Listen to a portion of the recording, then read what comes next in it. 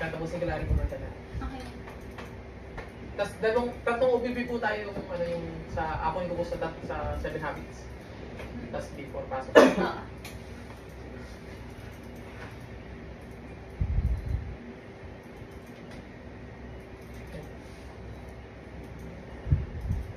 Pa-check ako sa hindi mo siya pa-check ng live sa barang Bluetooth page mo rin yung news. Ako. Hindi ako bali sa mga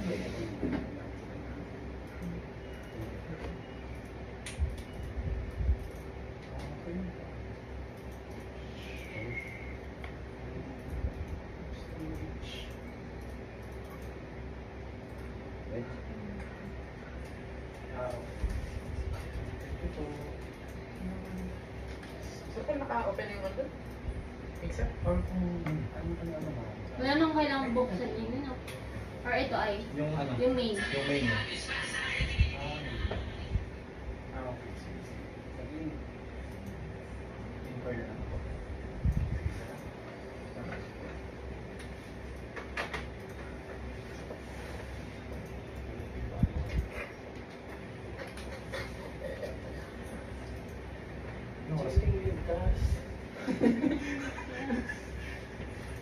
LSS ako. Tapos na. Dati chikiting ligtas yun, ano sir? Dapat kami sasayaw noon sa PHO. Dati noon, nandun lang din ako. Kaso, umalis na ako.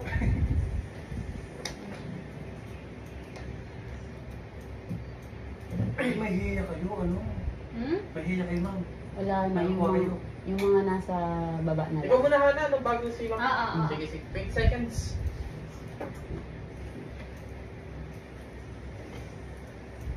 Si Chiwil meron yun.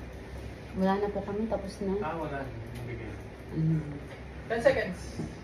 9, 8, 7, 6, 5, 4, 3. Ako na ba yun nandiyan? 3, 2, 1. Isang malusog na araw, mga Mimaropans. Muli po kaming nagbabalik upang sumasahimpapawid upang magbigay ng mga napapanahong balitang pangkalusugan sa ating mga kababayan. Welcome pong muli sa ating DOH Mimaropa Hour, bida sa kwentuhang pangkalusugan. Ang programa pong ito ng DOH CHD Mimaropa ay inyong naririnig tuwing Huwebes. Tara na't pag-usapan natin ang ating kalusugan at iba-iba pang serbisyo na maaari niyong makuha sa ating mga primary healthcare facilities. Ano pang hinihintay ni Maropans? Tara, konsulta yo! Ako po ang inyong lingkod, Hannabel Marquez, at mayroon po tayong kasamang partner ngayong araw. Ako po si Mary Astor Sadya, isang Health Program Officer 2 mula sa Environmental and Occupational Health Cluster CHD Mimaropa. Ang inyong mga bidang kasangga sa tamang impormasyon tungo sa kaalamang pangkalusugan. Kumusta ka, partner? Okay lang naman, partner. Magandang araw. Magandang araw. At bago po natin isa-isahin ang mga highlight, ang mga halagang health celebration sa buwan ng Setyembre, gusto ko po munang kamustahin ang ating mga listeners. Partner, baka mayroon kang gustong batiin. Magandang araw. Shoutout po tayo sa mga provincial DOH office po natin sa ating opisina. Ayan, kumusta po kayong lahat, mga netizens at mga kababayan? At nais po naming maging interactive ang programang ito. Kaya naman iparating na sa amin ang inyong mga katanungan o maging inyong mga suhestyon o rekomendasyon. Ayan, partner, ready ka na ba? Yes, partner. Ready na tayo. Ayan, at ngayong araw mga kababayan ay ating pag-uusapan ang mga important announcements at celebration ngayong Setyembre. At una na dyan ay ang Alzheimer's disease. Dahil ngayong buwan ay ang Alzheimer's Disease Awareness Week. Bigyang halagaan at alagaan natin ang mga kababayan nating may Alzheimer's diseases at live in a safe, kind, and #bagong Pilipinas. Maging maalam sa mga kondisyon na nakakaapekto sa ating brain health. At mga kababayan, ang Alzheimer's disease ay karaniwang sanhi ng demensya. Ito ay ang pagkasira ng brain cells ng isang tao na gumugulo sa mga transmitters na nagdadala ng mga mensahe sa ating utak. Partikular ang mga transmitters na responsable sa ating memorya. At mga kababayan, ano-ano ba ang maagang sintomas ng Alzheimer's disease? Mga kababayan, maaaring ito'y problema sa memorya, pagiging makakalimutin sa mga bagay-bagay, hirap sa pag-alala ng mga pangalan, at maaaring ito'y problema sa mga aktibidad. Pagkawala ng interes sa paboritong mga gawain at nahihirapan sa mga simpleng gawain. Pag-iba ng mood o personalidad, pag-iwas sa pakikisalamuha sa iba, pagiging iritable o matakutin, maaaring ito din ay problema sa pagdidesisyon. Nahihirapang magplano ng mga bagay, kakaiba, o maling desisyon patungkol sa mga bagay-bagay. At maaaring ito'y problema sa komunikasyon. Nahihirapan pumili ng mga salita at nakakalimutan ang pangalan ng mga bagay. At mga kababayan, ano-ano ba ang mga risk factors sa sakit na Alzheimer's? Edad, dahil habang tayo ay tumatanda, ay lumalaki ang tsansang makuha natin ito. Maaaring ito'y dahil din sa heredity at ito ay namamana dahil may mga pag-aaral na nakita ang tsansang makuha ito kapag mayroong malapit na kamag-anak na mayroon ding Alzheimer's disease. Unhealthy lifestyle, dahil dito, maaaring magsanhi ito sa pagkakaroon ng heart diseases tulad ng pagtaas ng dugo at cholesterol na maaaring maging sanhi ng pagkakaroon ng sakit na ito habang tumatanda. At mayroon ditong netizen na nagtatanong kung mayroon daw bang gamot para sa mga taong may Alzheimer's. Sa kasalukuyan mga kababayan, ay wala pang gamot na panglunas dito. Ang pagbibigay lamang ng supportive medical care at emotional support ang nararapat na ibahagi at pag-inom din ng mga gamot na nireseta na makakatulong sa kanilang sintomas tulad ng disruptive behavior. At paano nga ba ito posibleng maiwasan? Maaaring nating maiwasan ang Alzheimer's disease sa pamamagitan ng pag-iwas sa stress, mga kababayan. Matulog ng sapat na oras, kumain ng tama at masustansyang pagkain, at mag-mental at physical exercise. At mga kababayan, huwag kalimutan kumonsulta sa inyong primary care provider para sa karagdagang impormasyon tungkol sa Alzheimer's disease. Dahil early protection is the best protection, mga kababayan. Ayan. At dumako naman tayo, partner, sa World Environmental Health Day. Dahil September is Environmental Health Month. Okay, partner. So, ang Setyembre po ay ang Environmental Health Month. So, ito ang ating World Environmental Health Day. Kalusugan ng isa ay kalusugan ng buong komunidad. Kapag lahat po tayo ay makibaka upang mapanatiling malinis, maayos at malusog ang ating kapaligiran, lahat tayo ay makikinabang. So, ang first line of defense dito, mga kababayan, ugaliin po natin ang madalas at tamang paghugas ng kamay para iwas sakit. So, unang-una, syempre po, ang simpleng aksyon ng paghugas ng kamay gamit ang tubig, sabon, ay makakatulong sa pag-iwas sa maraming sakit na nakukuha mula sa ating kapaligiran. Syempre, mag-wash your clock na paggaling sa labas at pagkatapos magluto, bago kumain, pagkatapos hawakan ang ating mga pets. At syempre po, stop open defecation. Ano nga po ba mga kababayan ng open defecation? Ito ang pagdumi kung saan-saan. Ito ay maaaring sanhi ng waterborne diseases tulad na lamang ng cholera, typhoid at mga diarrheal diseases at pati na rin ang malnutrisyon. Mga langaw at iba pang insekto na nagdadala ng mikrobyo at mga sakit. So syempre, wag natin kalimutan ang 3 R's. Ano nga ba ang 3 R's? Ito ang reduce, reuse at recycle. So ang reduce, ito ang impact sa ating environment. Sundin lamang natin ito.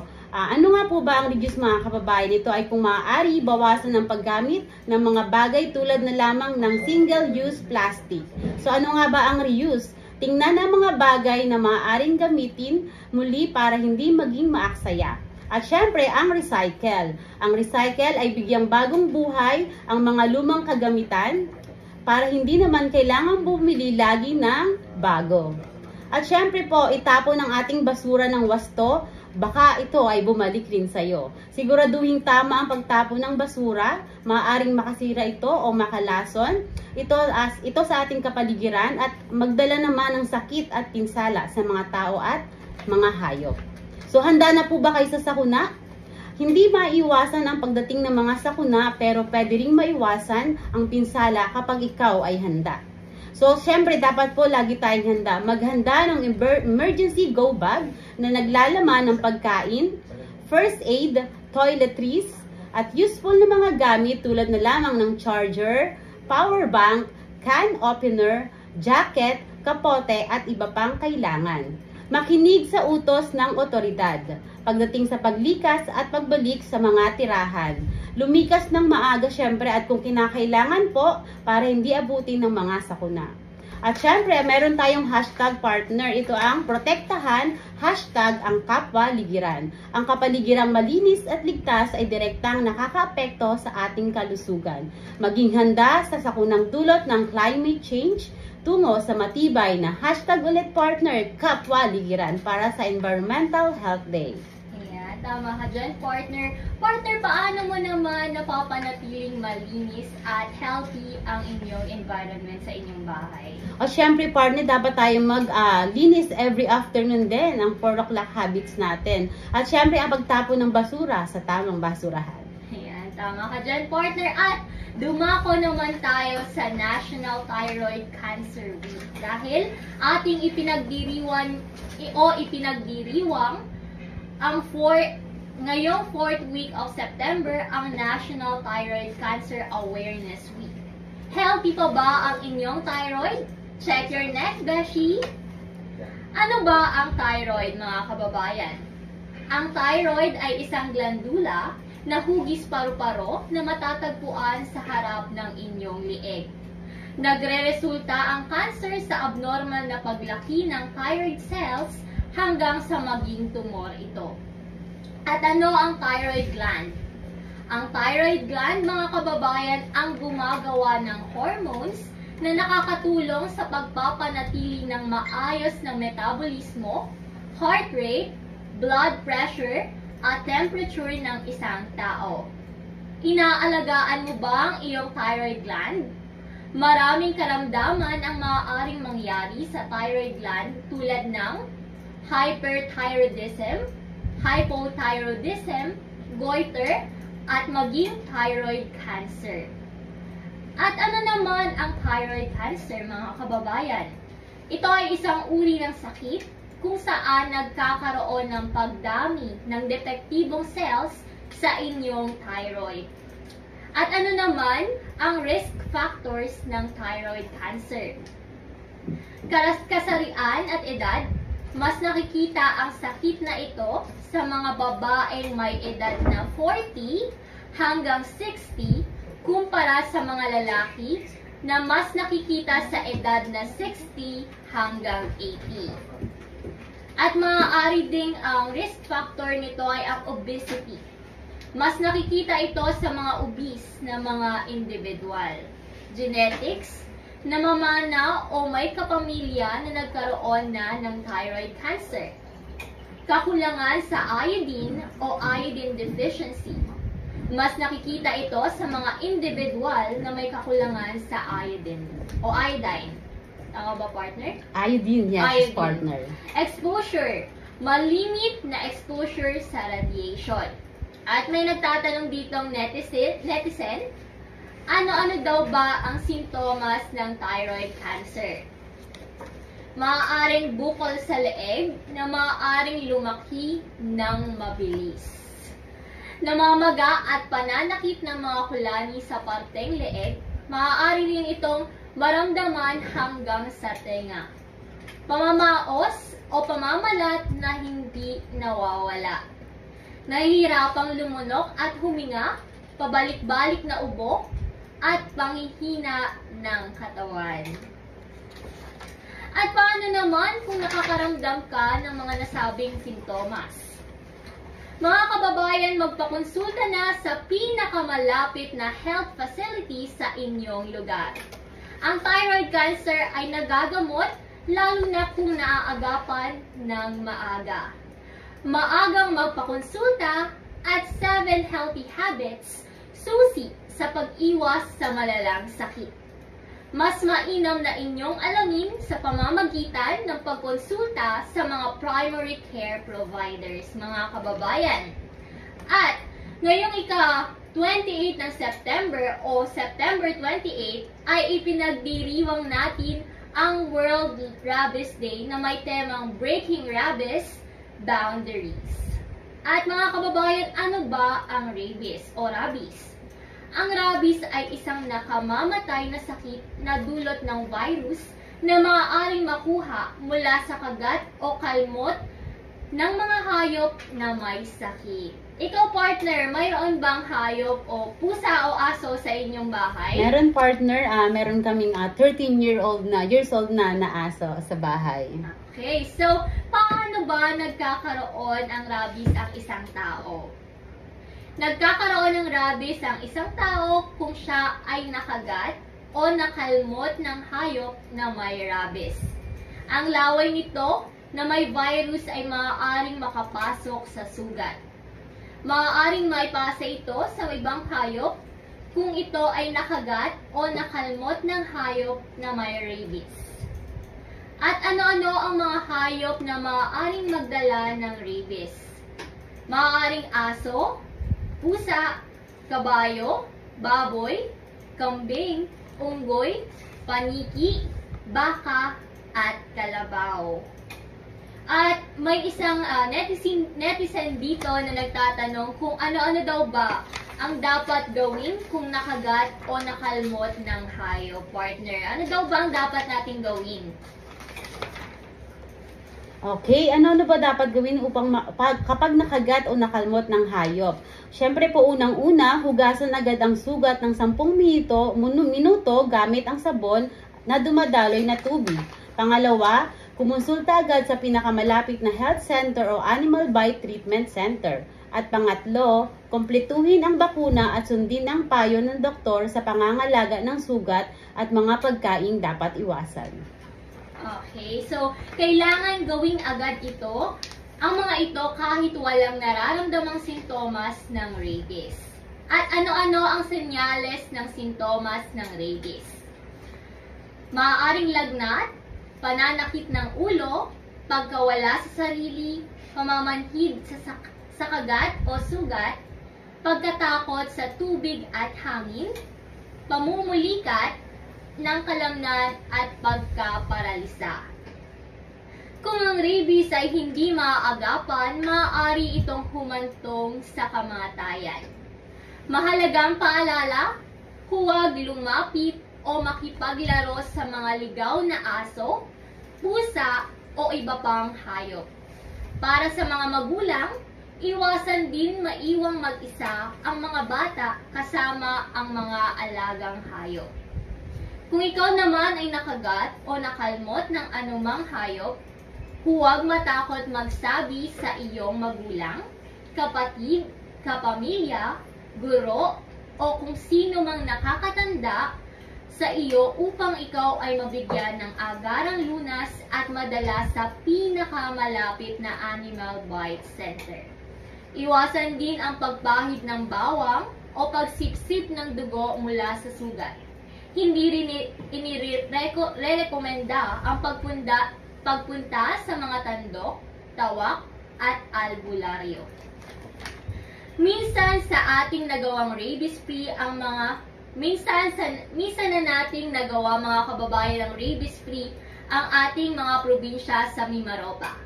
Ngunit ngayong panahon na ito ay patuloy na tumataas muli ang kaso at hindi natin ito dapat ipagwalang bahala, kaya nananawagan kami sa pakikiisa ng bawat isa.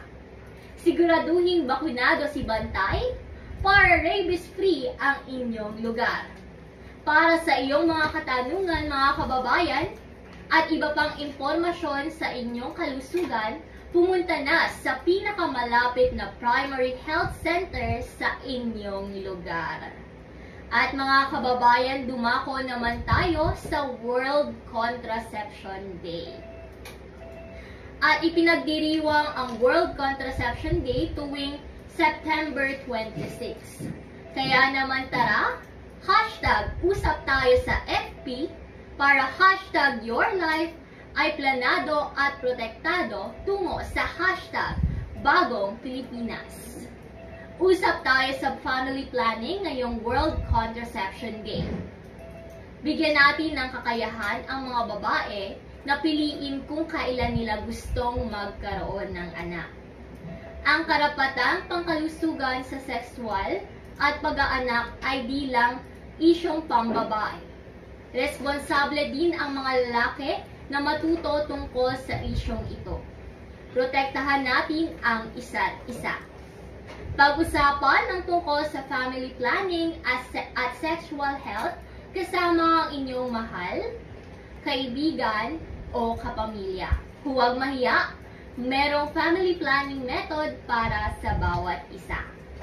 Madaming pagpipilian na iba't ibang family planning methods tulad ng IUD, implant, pills, injectables, vasectomy,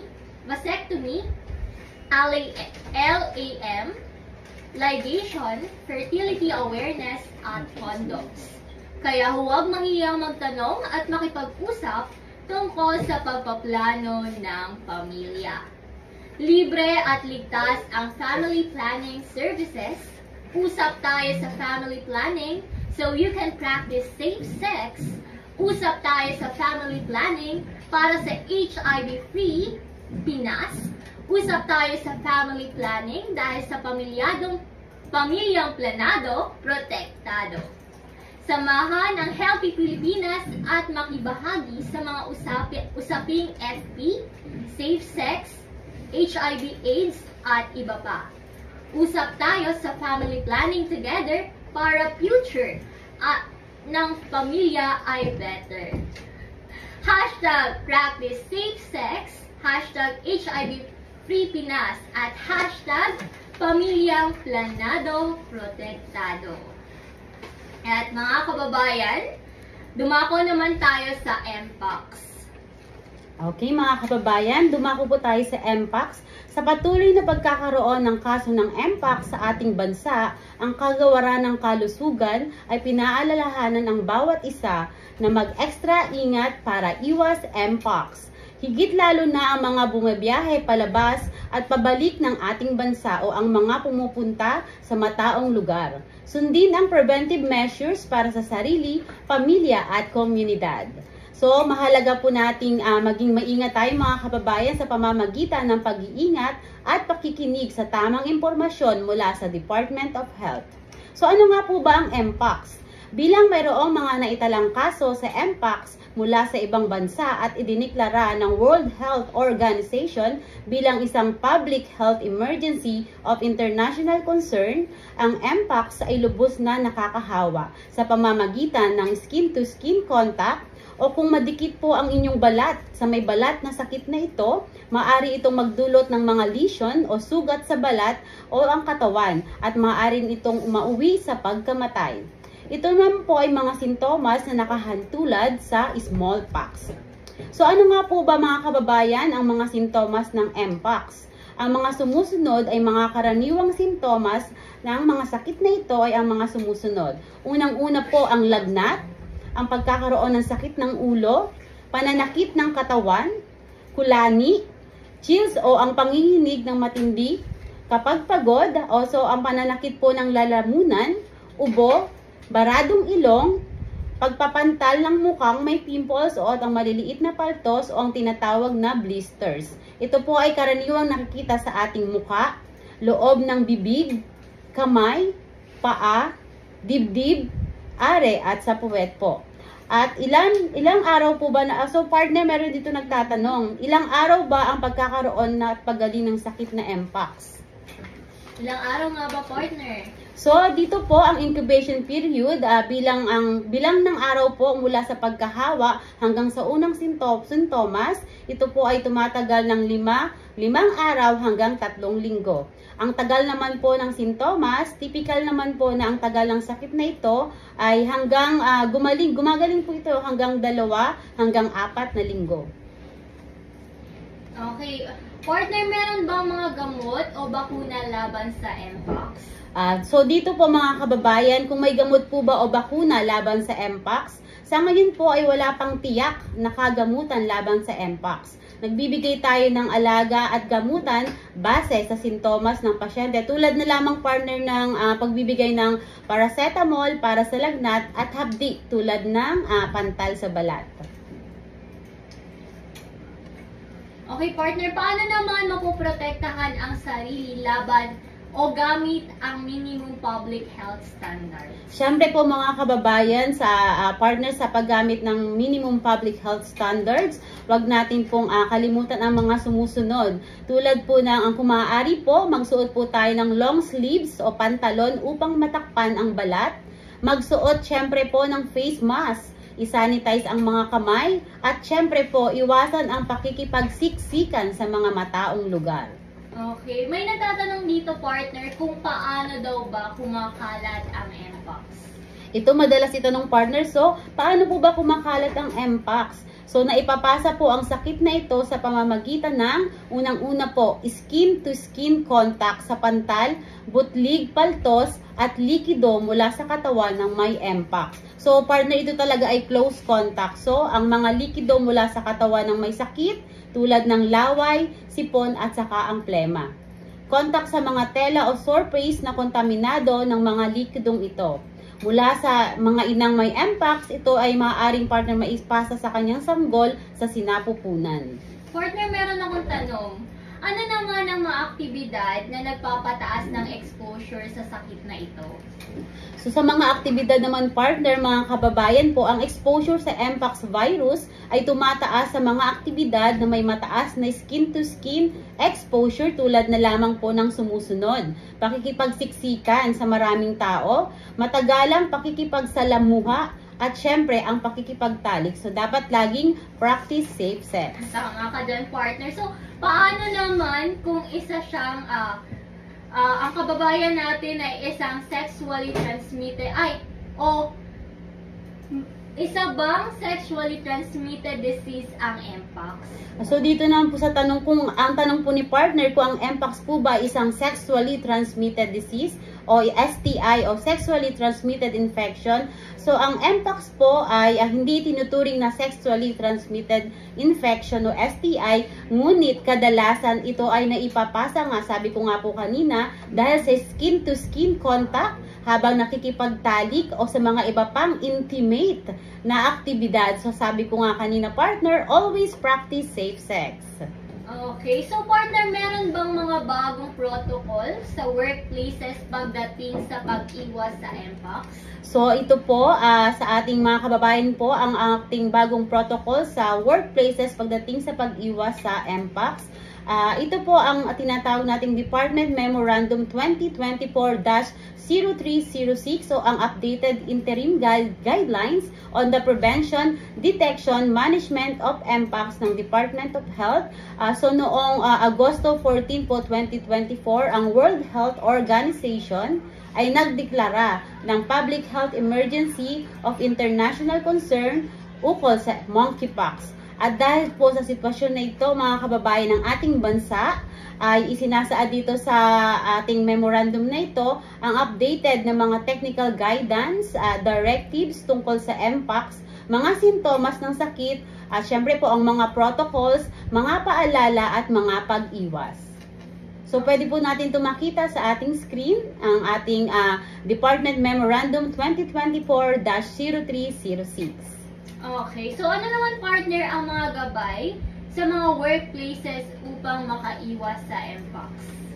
At sabi ko nga kanina, ito ay close contact, skin-to-skin contact. So, narito po yung mga kadalasang workplaces na mayroon ito. So, unang-una ang barbershop o yung mga pagupitan. So, kung maaari lamang po ay maaari itong iwasan ang skin-to-skin contact o pakikipagsiksikan kapag pupunta tayo syempre sa mga pagupitan. So, iwasan po natin ang pakikipagsiksikan. Na syempre po, maghugas o mag-sanitize ng kamay bago at pagkatapos magpagupit. I-sanitize ang mga gamit bago at pagkatapos maggupit. At syempre po, huwag humiram o hiramin o makipagsalita ng gamit. At syempre, huwag namang gumamit po ng personal na gamit ng iba tulad na lamang po ng tuwalya. At syempre po, isa na din ang ating spa o ang mga nail salon. So, kung kayo po ay madalas dito, unang-una, iwasan natin ng skin-to-skin contact o pakikipagsiksikan. Dahil dito, magkakaroon tayo ng close contact sa taong posibilidad na may sakit na ito. At syempre po, maghugas o mag-sanitize ng kamay bago at pagkatapos maglinis o magpagupit o magpa-nail sa nail salon po. Magpatanggal po ng kuko o magpalinis ng kuko sa nail salon. So, i-sanitize po ang mga gamit bago at pagkatapos sa mga services sa spa. Huwag pong hiramin o huwag makipaghiraman o salita ng gamit.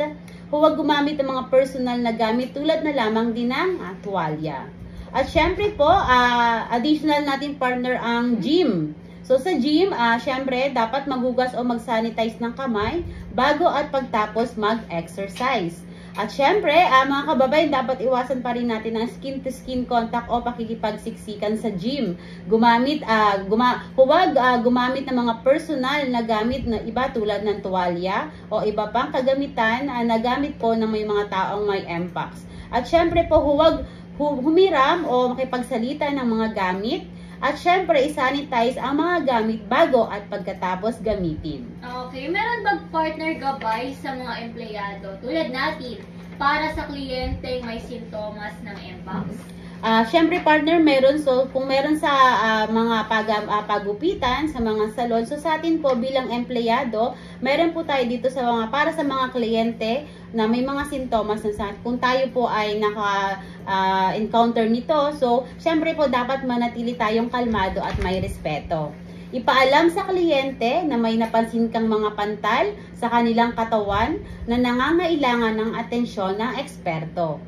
Marahang ipaalam na para sa ating kaligtasan, para sa kanyang kaligtasan, ay hindi na muna pwedeng magbigay ng serbisyo para sa mga taong may mga sintomas. Syempre po tulad ng pantal dahil ito ay ating madalas makikita sa personal po. At syempre, i-reschedule na lamang po sa panahon na may clearance nito mula sa doktor. At syempre po, magbigay tayo ng abiso sa kliyente, bigyan natin siya ng mga health facilities hotline at kung saan siya pwedeng magpakonsulta. At syempre, magugas ng kamay sa mga gamit po ang tubig at sabon at o kaya naman po ang 70% alcohol o sanitizer.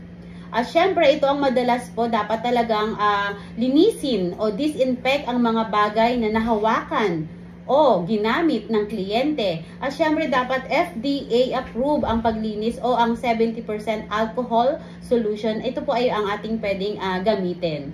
I-record ang insidente ayon sa pulisya ng kumpanya. At syempre po, bantayan natin ang ating sarili para sa mga sintomas ng sakit sa mga susunod na araw. Agad naman po tayo magpakonsulta kung mayroon o kung magkaroon po tayo ng sintomas tulad na lamang ng lagnat, kung may nakita kang rashes sa iyong katawan o butlig, agad po tayong magpakonsulta. Okay, partner. So, meron ditong netizen na nagtatanong na mayroon daw siyang sintomas ng MPOX. Ano daw ang dapat niyang gawin? Okay po, kababayan, kung meron kang simptomas ng Mpox, ano po ba ang dapat mong gawin? Unang-una, syempre po, mag-isolate at iwasan ang physical contact sa ibang tao. At syempre po, huwag hawakan o kamutin ang mga pantal o butlig at paltos. At syempre, madalas tayong mag-sanitize ng kamay gamit ang 70% alcohol. At ito po ang pagsuot ng long sleeve, pantalon at saka face mask. Okay, so partner, gaano ba katagal nabubuhay ang virus sa isang gamit? Dito, partner, hindi tiyak ang tagal ng virus kung gaano to katagal nabubuhay sa isang sa gamit. Para sigurado po tayo, isanitize ang mga bagay bago ito gamitin o hawakan at dalasan naman po syempre ang paghugas ng kamay. Okay, so ano naman partner yung mai-recommenda mong sanitizer na dapat gamitin na nakakaramdam ng Mpox o para makaiwas sa Mpox? Sa sanitizer naman po mga kababayan, ang dapat lang po natin gamitin is at least po pwedeng gumamit ng 70% alcohol. Pero ito po ay inirekomenda pa rin po namin ang palagian o paghugas po ng kamay na gamit ang tubig at sabon ng 20 segundo para naman po matanggal lahat ng mga dumi at bakterya. Okay, so magsasara ba ang mga gym, barbershop, spa at iba pang mga close contact na establishmento, partner? Dito po, mga kababayan, wala pa naman pong abiso o naipapasara ang mga ito. Kung maaari po ang mga establishmentong ito ay dapat munang mag-check ng sintomas bago po magpapasok kayo ng mga kliyente. Para din naman po ito sa safety ng inyong establishmento. Okay, so ano naman partner yung mga ilang paalala para sa mga kababayan nating babiyahe palabas ng bansa? So ating sa partner mga kababayan, itong mga paalala sa mga babiyahe palabas ng bansa. Unang-una po, planuhin ng maigi ang inyong pagbiyahe. Alamin ang mga mayroong mga posibleng kaso ng Mpox na naitala sa lugar na inyong napupuntahan. Alamin siyempre po ang malapit na health center sa inyong lugar na tinutuluyan. At karagdagan naman po kababayan, ang pag-iingat kapag pupunta sa ibang bansa ay makakatulong maprotektahan ang sarili laban sa Mpox. At syempre po, para sa mga lalabas ng ating bansa, kaya nating iwasan ng Mpox sa tulong ng pag-iingat. Gawin ang mga sumusunod lalo na sa matataong lugar. Partner, syempre ito ang ating payo sa kanila. Unang-una, magsuot po ng long sleeves at pantalon. Gumamit ng face mask sa kulob na lugar. Madalas na paghugas ng kamay. Okay, so ano ang dapat kong gawin kung sa tingin ko ay ako'y mayroong sintomas ng Mpox?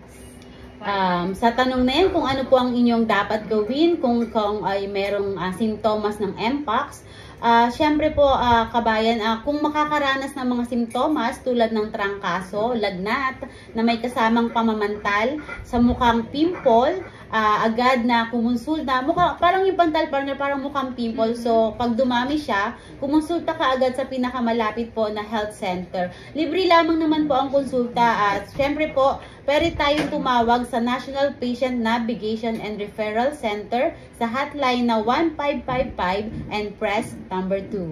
Okay, so ano naman partner yung mga healthy guidelines para sa mga kababayan natin na pabalik ng bansa?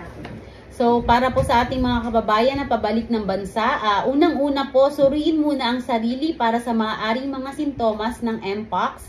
Kung tingin po ninyo ay mayroon kayong sintomas, kumonsulta muna agad sa primary care provider at ipagpaliban muna ang pagbiyahe pabalik ng Pilipinas. Para din po ito sa safety ng ating lahat, ng inyong pamilya at mga kaibigan. At syempre po, sumunod sa abiso sa airport or seaport sa pagpasok sa ating bansa. At mga kababayan, kahit nakabalik ka na po sa iyong tahanan, bantayan pa rin po ang iyong sarili kung sakaling may mga sintomas na lumabas upang hindi mahawa ang ating pamilya. Inihahanda po ang Department of Health ang sistema na ito, pati ang mga health workers, ang detection at surveillance upang ma-detect. At ito po ay kailangang i-report agad kung ang kaso po ng Mpox sa bansa Sa kasalukuyan, wala pa po itong abiso kung magkakaroon po ba ng travel ban, partner, so papunta sa ibang bansa. Tandaan natin, hindi kailangang mag-alala sa tulong ng pag-iingat. Kaya naman, Maropans, manatiling maalam tungkol sa mga lehitimong otoridad tulad ng Department of Health para sa mga anunsyo. So dito, protektahan ang sarili at ang buong pamilya laban sa sakit at laban sa sakit at huwag po tayong makinig sa mga maling impormasyon. Maging handa sa banta ng Mpox at sundin ang mga health reminders. Ayan, maraming salamat, partner, sa pagpapaliwanag kung ano ba ang Mpox at paano ba ito maiiwasan. At mga kababayan, sa ating pagbabalik ay malalaman naman natin kung ano ba ang wild diseases.